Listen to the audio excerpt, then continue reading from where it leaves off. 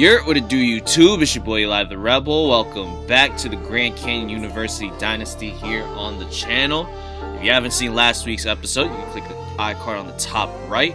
We're getting back into, focusing on the actual series, unlike last week. So we have a doubleheader today, Fresno State and New Mexico State.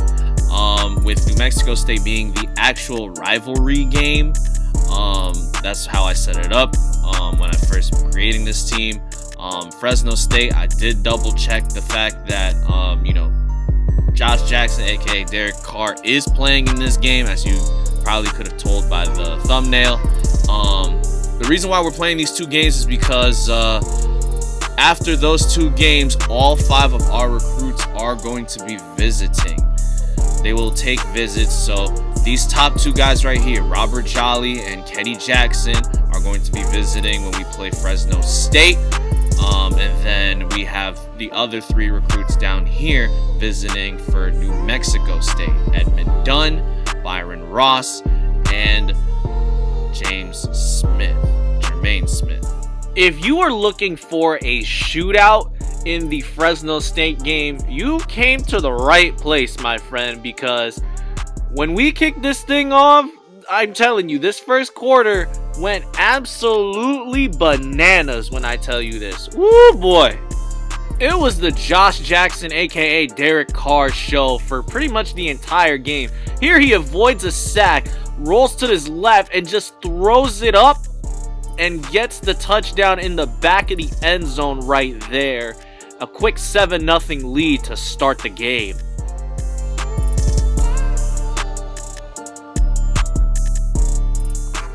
On the ensuing kickoff, you would think Grand Canyon would get the chance to rebuttal here and tie it up 7 apiece, but Jeff Long fumbles the ball and turns it right over. Yes, folks, that's how this game started. For some reason, Fresno State is going for it on 4th and 1 from the 20-yard line. You would think this is an easy 3-point field goal right here. And yeah, just like that, it's a turnover on downs. After a Grand Canyon 3 and out, it's 3rd and 13. Jackson drops back, throws to the left, finds Smith, who already has a touchdown on the day today, or night. This is a night game. And now he has 2 receiving touchdowns on the night. It's a 2nd and 3. Ball's pretty much at midfield. You got to cross the 50 to get the first down. Osei's in the gun. It's play action. Tries to roll to his left, but gets pushed. Fumbles the ball, and the lineman scoops it up and scores. And just like that, it's a 3-touchdown lead for the Bulldogs. As if Charles's day couldn't get any worse. It's 2nd and 4 from the 46. He's going to try to scramble left again. Throws across his body, but gets picked off as he was getting hit. So, not the greatest of starts here for the Antelopes, that's for sure. A 3rd and 4 from the 11-yard line. It's play action, but the ball was tipped. 4th down, but they actually end up, yes, the Fresno State Bulldogs actually go for the field goal here from the right hash with 1:10 left in the first quarter alone. Kicker lines up. The kick is up, almost blocked by Walter Taylor, but the kick is good nevertheless. It's 24-0. The second quarter for the Antelopes turns out a little bit better. A minute into the second quarter, Charles finds Mike Stevens for the touchdown, and it looks like Herm Edwards wants to go for 2 on this one. Charles Osei finally scrambles to the left, gets hit as he throws, a little late there, but finds Mike Stevens nevertheless on a post pattern on the back of the end zone. 2-point conversion, in goal line formation, it's play action. Osei could not find any room to run on the left side. They swarm to the ball like hawks. So it's only a 24-6 lead now for Fresno State. After a Fresno State 3 and out, Grand Canyon drives down the field. Charles Osei finds Jeff Long on the back right pylon, but they rule it out of bounds. Yes, they rule the catch out of bounds. So you already know Coach Herm Edwards is going to challenge that call really, really quick. So we're going to take another look at it here. It's a beautiful catch, by the way. It was over, 2 people. It was over 2 people. The argument is that the left toe was dragged after the right foot comes down. But it was not the case. So unfortunately, the play stands. So a timeout has been wasted, and Grand Canyon is going to kick a field goal. 3.5 minutes left in the second quarter. Osei goes a little to his right, finds Jeff Long this time, and there's no debate about this one. That is a touchdown reception for sure. They just called a 9 route for Jeff Long. It's already his 3rd catch, 92 yards on the night, and that's his first touchdown. But Fresno State drives back with less than 2 minutes to go. It's a 3rd and goal.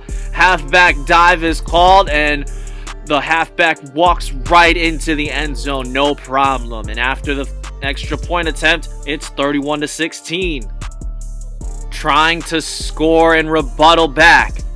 Osei breaks a tackle, looking for room on his right, but gets picked off by a linebacker. So with 1:40 left, Fresno State gets the ball back and in pretty good range to score again. And the Bulldogs score once again on a 3rd and goal. Evades the sack, Josh Jackson, and throws it to the tight end for a touchdown. Now 38-16 is the lead. While not exactly getting a touchdown here to end the half, Osei scrambles to his left, finds Marlon Colbert on a comeback route. Colbert runs out of bounds with 2 seconds left on the game clock, leading to a Peter Henderson field goal from the 15-yard line. The ball is snapped. Kick is up and kick is good. Score is 38-19 going into the second half. 2 minutes into the second half, it's a play action pass from Charles Osei. Actually, he finds scrambling room instead, breaks a tackle to get into the end zone here, and we got ourselves a ball game to start off this second half.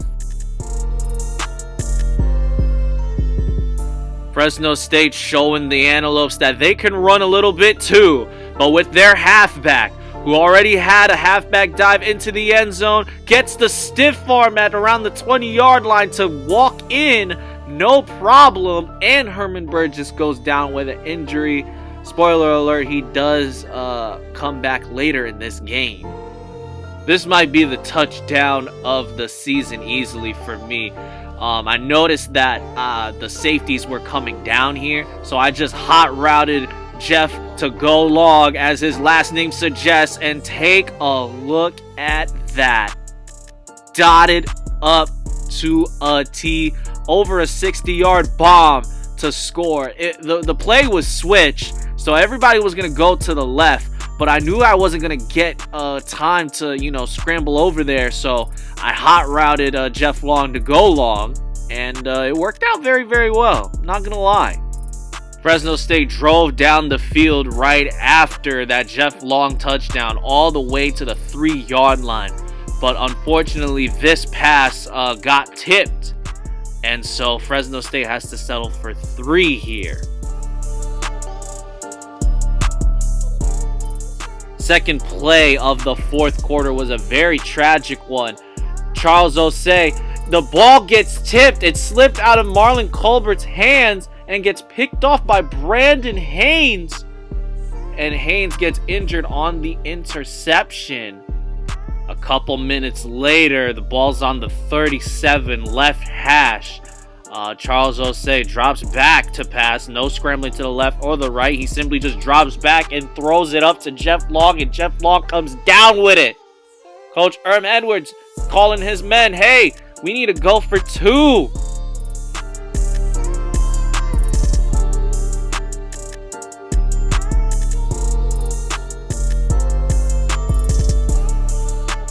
and lining up in an empty backfield. Charles Osei just takes the ball, scrambles to the right side, just like his scrambling touchdown earlier. He gets the 2-point conversion to go, so the Antelopes are only down 7. But just when you thought that the game was in striking distance, the halfback, who already has 2 rushing touchdowns on the day, gets a kick return touchdown to widen the lead to 2 touchdowns as opposed to 1. 2nd and goal with less than 4 minutes to go. Charles Osei thought he had Mike Stewart in the end zone, but underthrew it. That's a big target right there. You should have lofted it, but instead it's another interception. You got to go for it on 4th down if you want to bring the lead down to half. And Charles Osei says, let me scramble for this 1st down and get it. However, there's a flag, and unfortunately it's for holding on the 4th down conversion. They finally converted the 4th down, but the guard got caught for holding. And Osei, from the gun, drops back, throws it up to Bodeford. He had it in his hands. It was going to be a questionable conversion on 4th down if he did cross the marker, but he dropped it, so I guess we'll never know. It was a very hard-fought game, to say the least, and if that first quarter never became what it became, I think we win this game. And, you know, I'm gonna spoil it right now. This game single-handedly ruined getting those 2 guys from Texas. So I don't think we're gonna get that pipeline anytime soon because of this result right here. But in all fairness, I think Josh Jackson, aka Derek Carr, had a fantastic game. Feel free to pause whenever if needed, but you're going to see when we get to the Fresno State side that Josh Jackson is actually a junior redshirt. So we could have the rematch against Josh Jackson, aka Derek Carr, next season.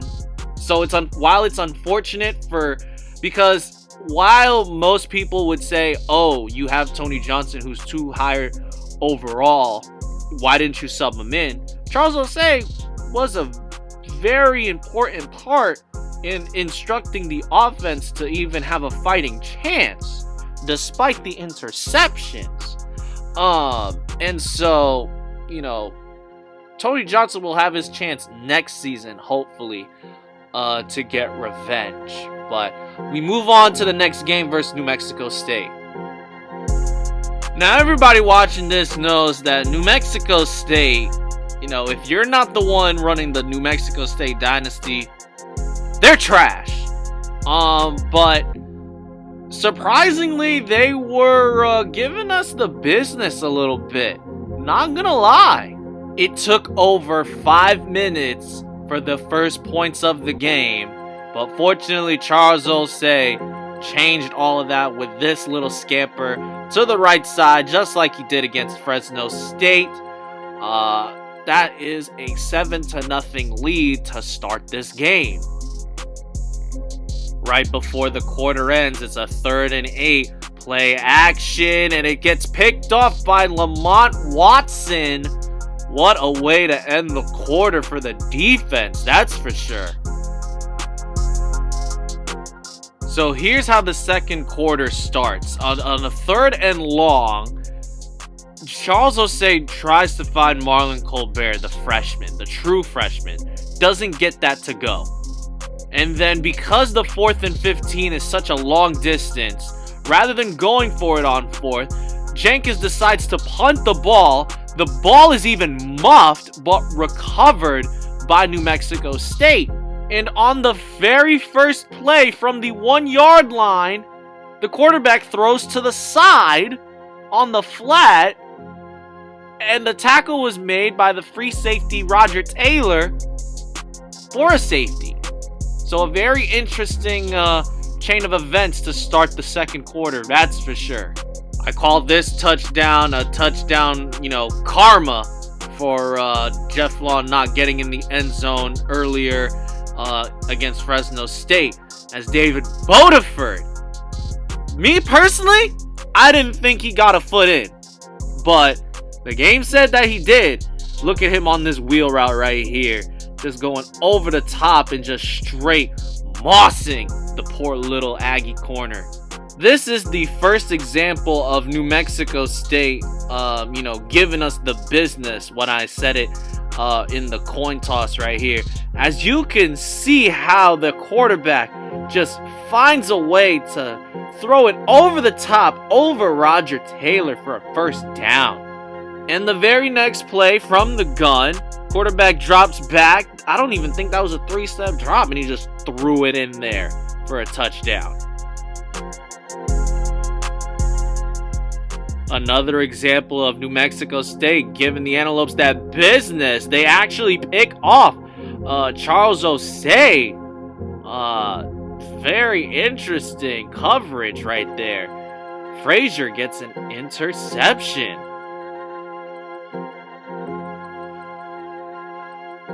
New Mexico State showing they can sling the rock just as well as the Grand Canyon University Antelopes here.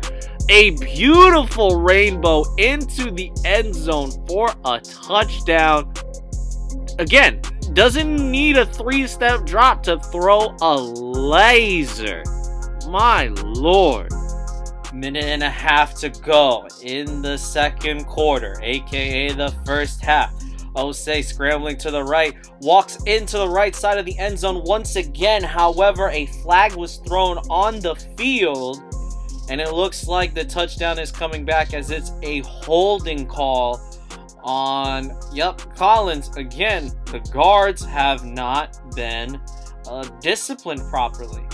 After the 10-yard penalty, the Antelopes bring it to the 4-yard line. However, Osei tries to scramble to the right once again, fumbles the football, but luckily they keep possession and they'll settle for a field goal here.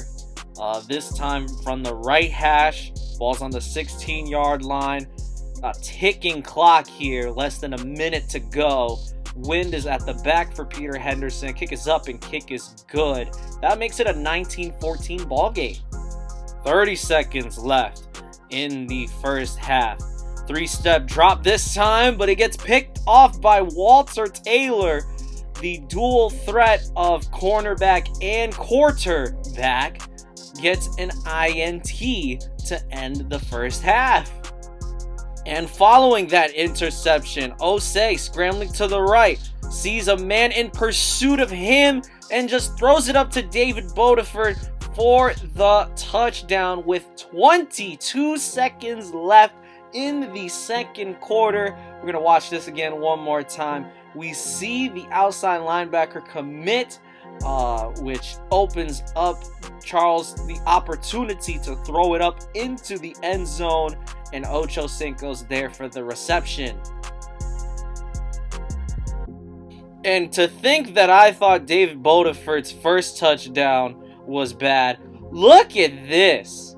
They rule this a touchdown, and it is clear as day that he did not get a single foot dragged inside the back of the end zone here. Like this is hilarious. Following the controversial touchdown catch, New Mexico State finds a way to get those points back in very, very swift fashion here as they return a kickoff for a touchdown. It's been a recurring theme in this whole dynasty, it seems. First play following the kickoff return for a touchdown. Tony Johnson throws it across to David Clark. However, he fumbles it on the reception and they turn the ball over just like that. It's Cirque du Soleil, it must be, because the very next play, it's Lamont Watson with an interception. So back-to-back turnovers on back-to-back plays. Unlike Charles Osei versus Fresno State, Tony Johnson will end up finding Mike Stewart in the end zone on a 1st and goal. However, the flag came out, but it's for roughing the passer, and so Coach Herm Edwards is going to go straight up decline this penalty for the touchdown. 3 minutes to go in the third. And at this point, I gotta say, man, it's looking like the David Bodiford show, and we're just watching it unfold. I mean, it just doesn't get easier than that, does it? A 2nd and 4, a handoff to Lance Tucker, but he fumbles it as he crosses the 1st down marker. Maybe that's why the CPU always tries to dive for 1st downs instead of just running it full forward, because of moments like that. 20 seconds left in the 3rd quarter. New Mexico State gets back on the board. Once again, no drop back required for this quarterback. He can just straight up launch these bad boys into the end zone like there's no tomorrow. New Mexico State already has 1 interception on the day. Now we're going to make it 2 interceptions. 1 for each quarterback that has played in this game. From the 40-yard line, it's a play-action pass. Tony Johnson with a 5-step drop and firing it to the left side. That's David Clark. That's another Antelope touchdown right there. The points just continue to pile on.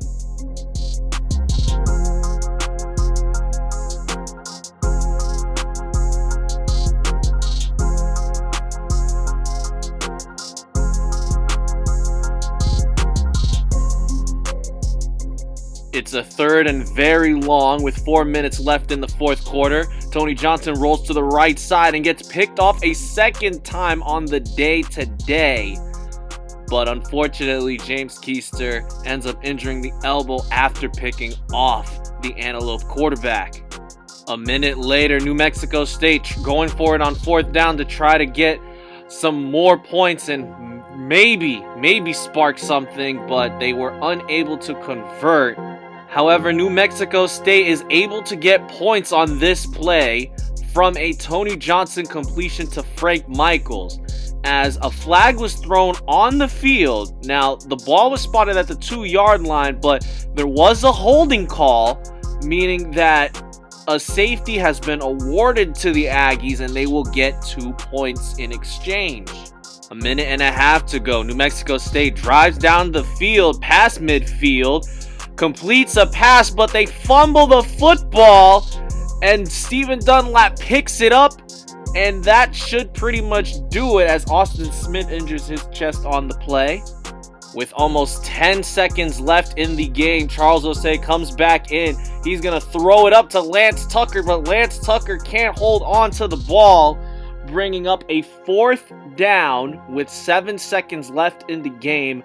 Grand Canyon University is going to line up for a field goal to make it a 57-30 ball game. Ball's on the left hash, 25-yard line, but the wind is going northwest direction. Kick is up and kick is right down the middle.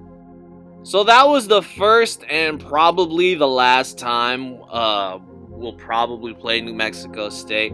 Again, I made them the rival because these 2 teams are the only remaining teams in the WAC conference as of 2023. And I just wanted to show at least one game that we play our rivals. If I were to pick who our real rivals are, it would probably be Fresno State, followed by Boise State. Haven't made any non-conference rivalries yet, but we'll get there when we get there. Here's a quick look at all of the game stats on both teams. The very last thing I'm going to show y'all very quickly is the one recruit we ended up getting after beating New Mexico State. And then also we're going to go jump into the coaching carousel save file. I'm going to pass the mic over to Livecom Eli for this one. I apologize for that, but we'll be going back to regular commentary Our next game is versus Baylor. So yeah, Postcom Eli, peacing out. See you guys. And now we are in the coaching carousel save. This is year 2 of Coach Herm Edwards' time at Oregon State. So last season we went 8-4 with winning the Pac-10 and winning the Rose Bowl against Oklahoma. Number 4 ranked Oklahoma, I believe. And this is the first half of the season. We went 5-1 with our lone loss to Stanford.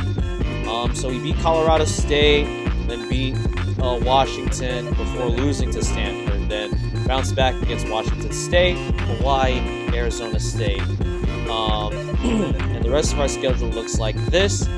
We have UCLA on the road, then Cal, then Arizona, then USC. Then we go to T'Challa Turf before the Civil War to end the season. Here's our recruiting board.